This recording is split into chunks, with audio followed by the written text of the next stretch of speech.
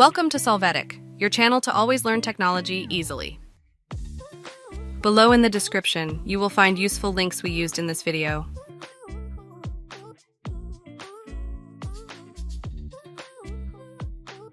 Today in Solvetic, we will see how to check graphic card of my PC. You will right-click on the Start menu and then open the Device Manager. There, in Display Adapters, you will find your graphics card. You can right-click on it to click on Properties. In this window, you will find various information about the graphics card, such as its current status, update options, and more. Close the windows.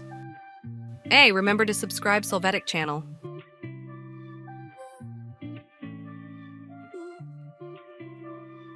We hope it has been helpful for you. Here are links to watch more videos of your interest and subscribe to the Solvetic channel. Thank you.